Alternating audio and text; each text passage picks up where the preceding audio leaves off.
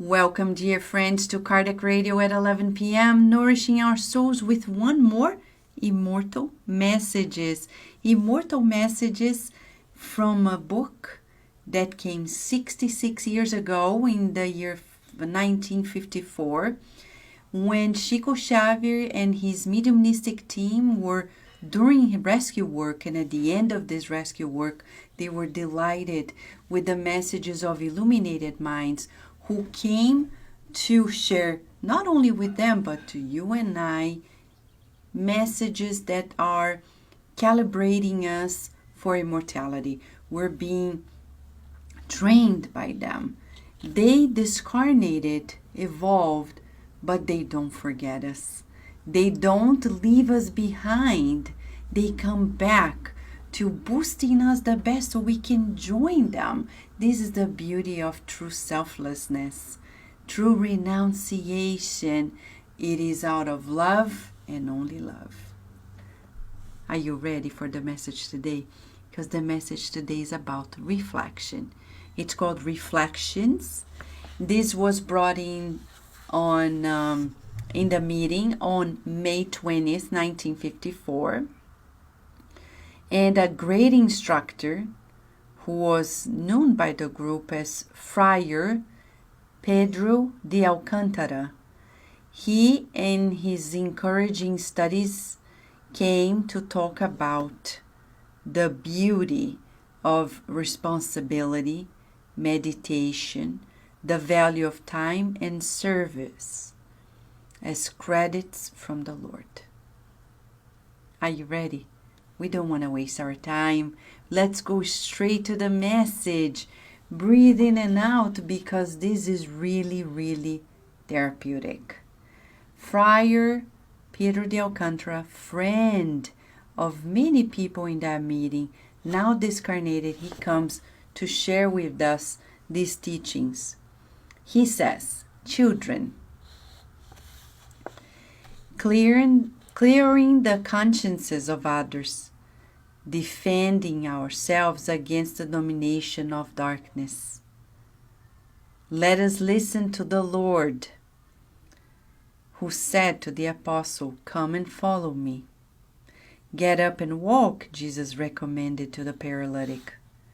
For the just and the unjust, the ignorant and the wise, the call of the Christ is personal and untransferable. The gospel is redeeming service, but there will be no salvation for humankind without the salvation of humanity.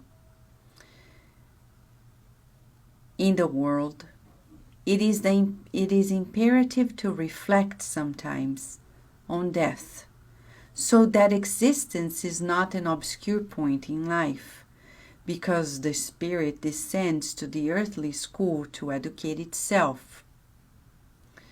But day by day, thousands of individuals make it to the spiritual realm.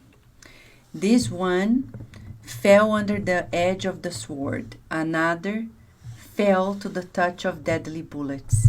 Some expired in their domestic comfort. Many depart from the stiff beds of hospitals. Everyone begs for light, but if they did not produce light in themselves, they continue to look like travelers hidden in the shade. No titles of the past, no exteriorities of the present matter here. Another renounced the consolation of one of them left the gold heaped with sacrifice. Another one renounced the consolation of precious affections.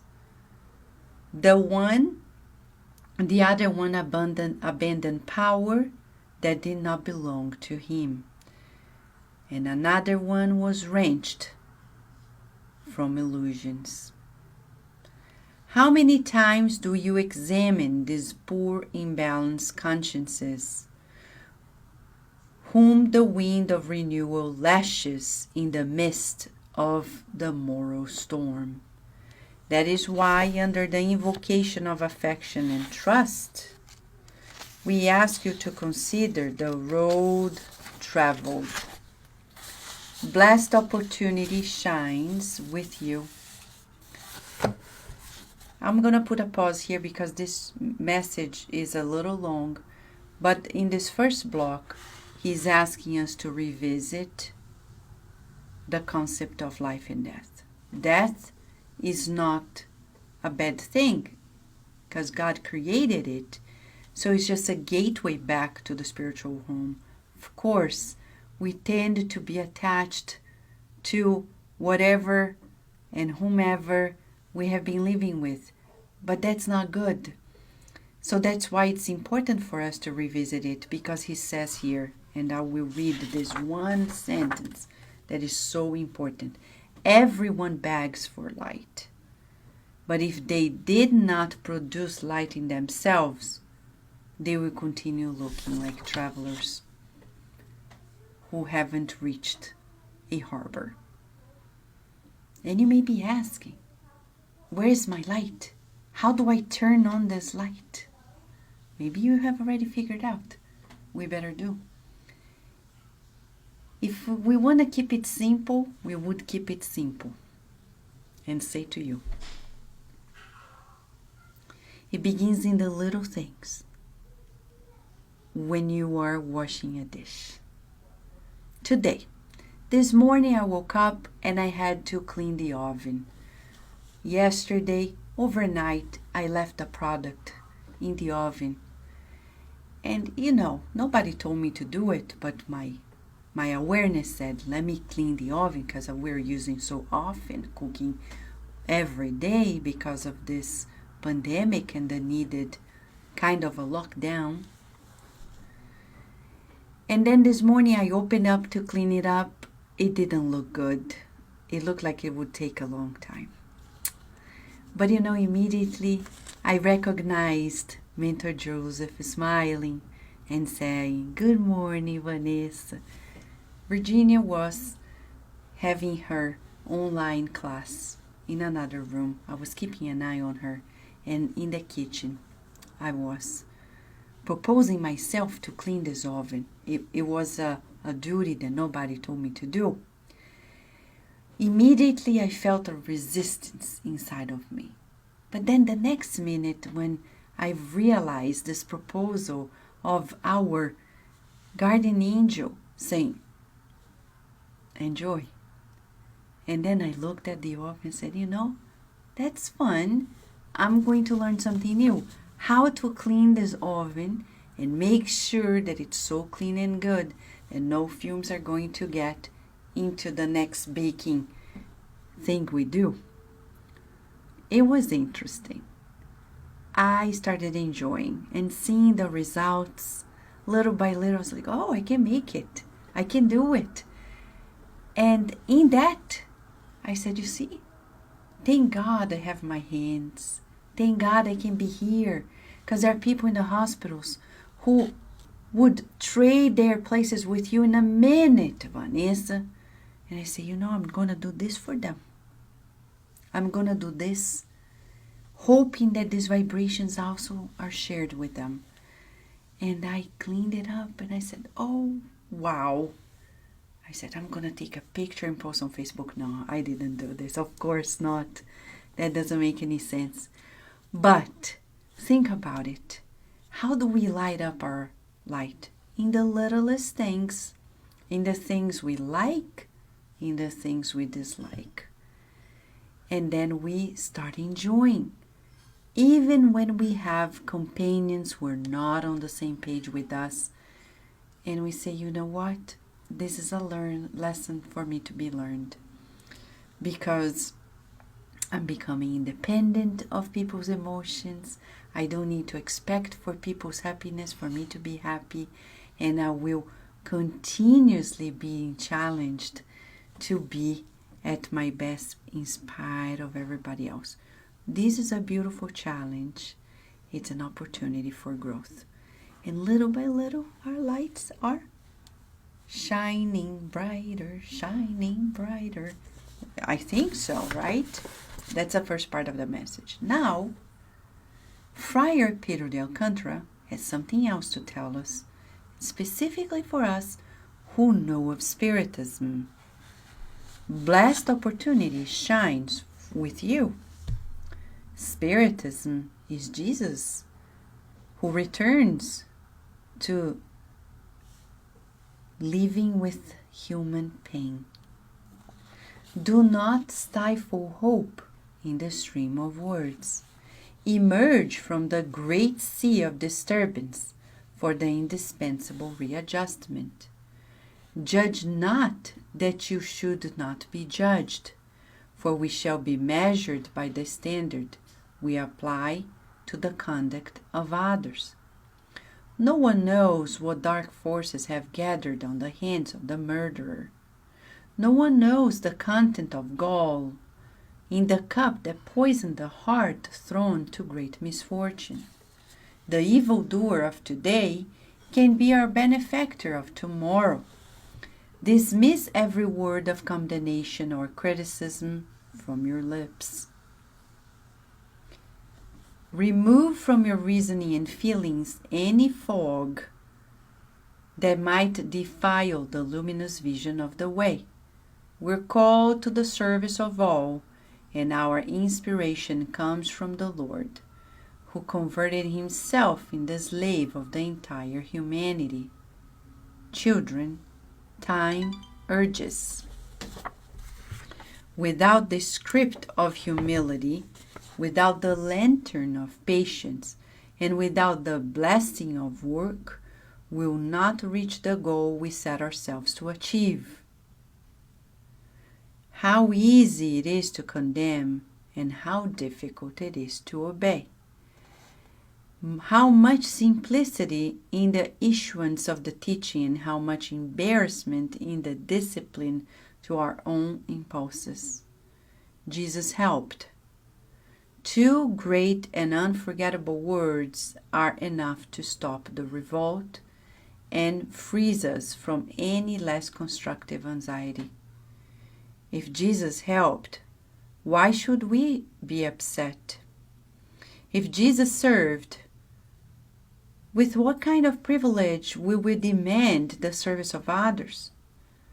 We reunite today in old indebtedness.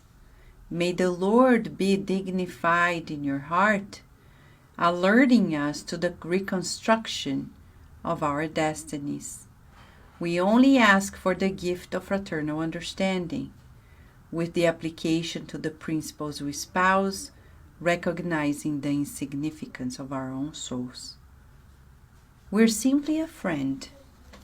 We do not have credentials to assure us the right to demand, but please observe the minutes that fly.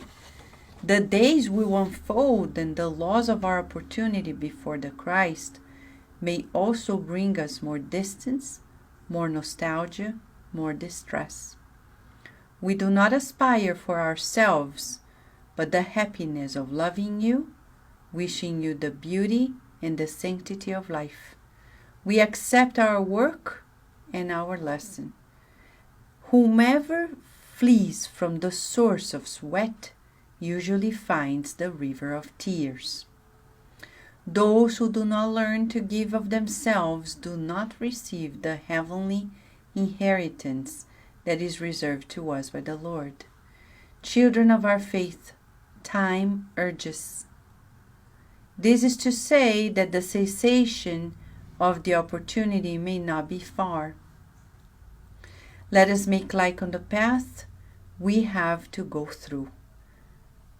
Let us get out of the fog. Let us forget the past and convert the present into a glorious day of preparation for the future.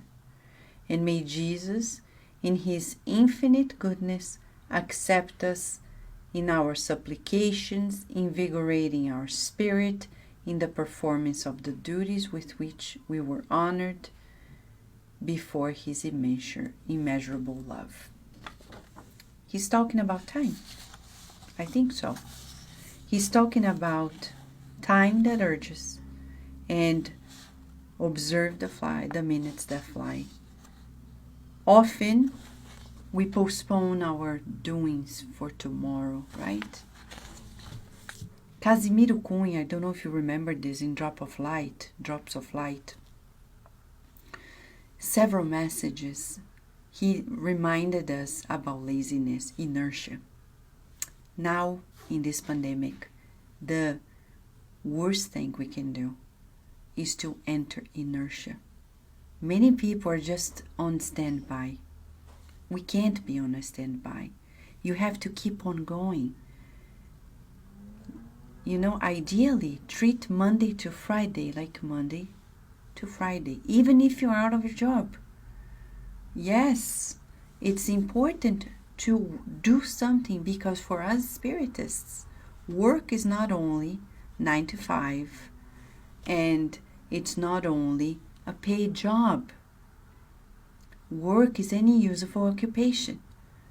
So aim at occupying your time wisely with breaks, which is also useful, but aiming at working on things.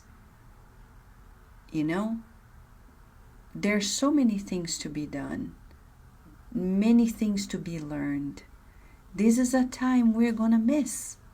We're going to miss the time we're given, because we often used to say, I don't have time, I don't have time. Now we have time to do so many things we wanted to do, and we can, because many things can be done where we are. And now we're realizing that probably we didn't need all that much busyness going here and there and elsewhere. I know we keep repeating this every program, but it's just a reminder for all of us. It is important to use our times wisely. As Friar Pedro de Alcantara is saying, we need to simplify things and not demand from others anything but from ourselves.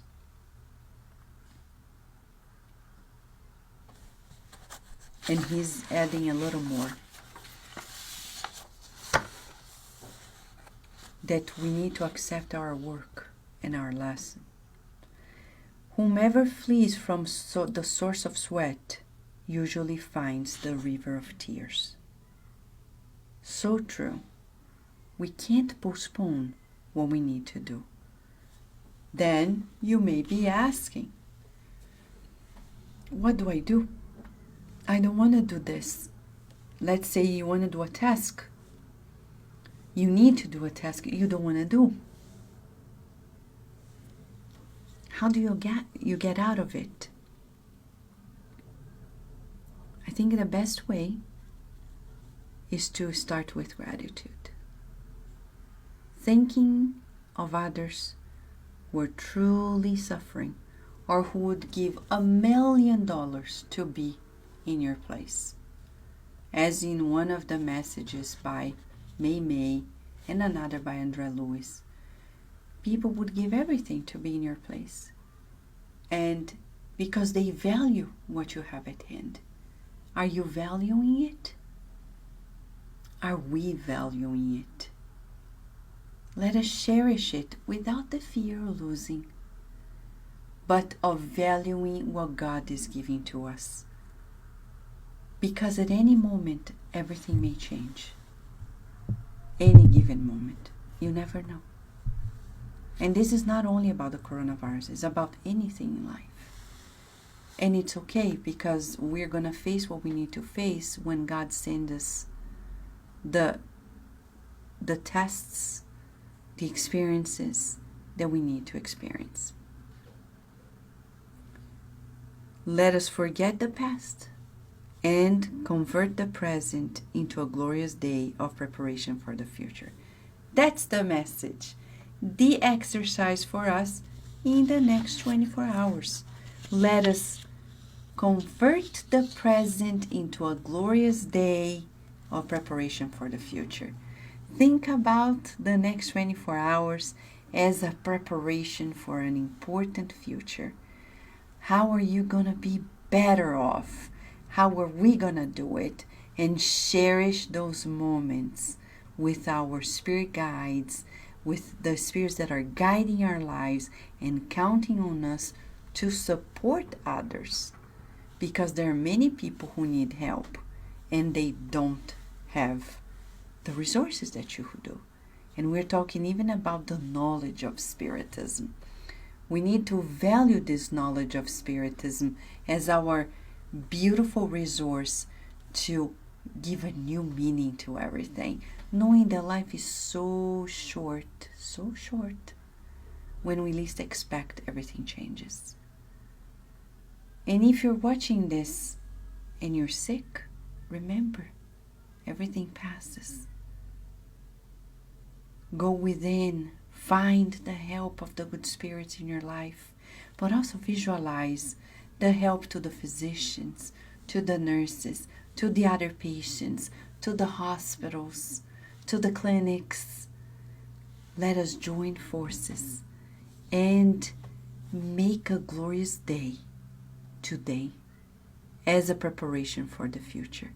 We want a beautiful future, but that only happens when we sweat in beautiful labor, lighting up the light inside of us so we can let it shine and illuminate the pathway for others.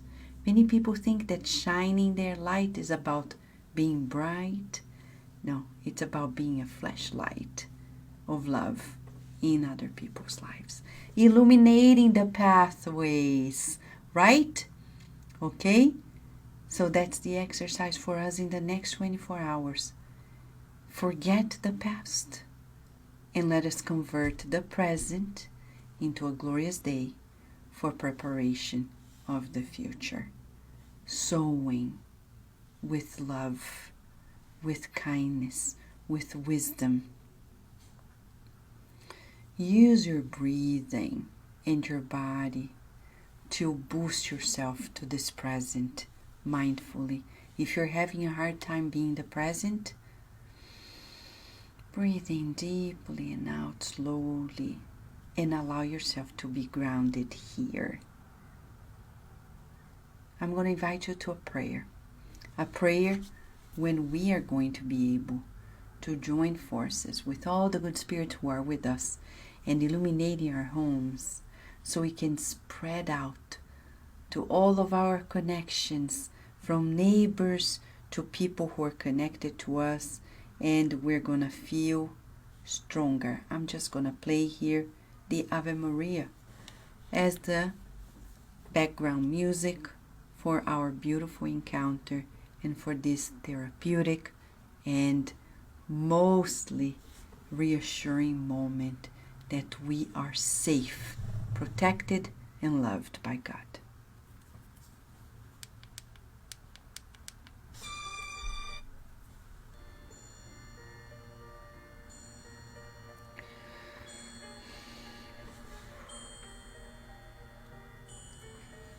Forgive me.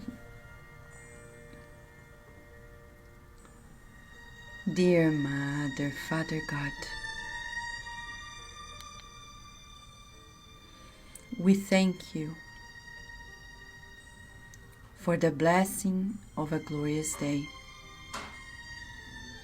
We are learning to cultivate glorious days in gratitude and diligence, in true obedience, so we stop demanding from others what we haven't even acquired ourselves, valuing time and cherishing this unique opportunity that we have in this reincarnation. We pray that all the hospitals on earth are showered by your healing vibrations. We pray that those who are desperate feel a helping hand embracing them, reassuring them of their protection, guidance. May we feel that faith is being more than anything else. Boosted in humanity. We need you, God. We need you. And we thank you for the treatment of this moment. We thank you for our homes, for everyone who contributes with our daily sustenance. May all of our families, relatives, friends feel these blessings right now. And those who are in great distress receive the healing that they have been looking for. May we stay under your guidance, feeling your protection as you grant us the permission to wrap up these moments. And so be it.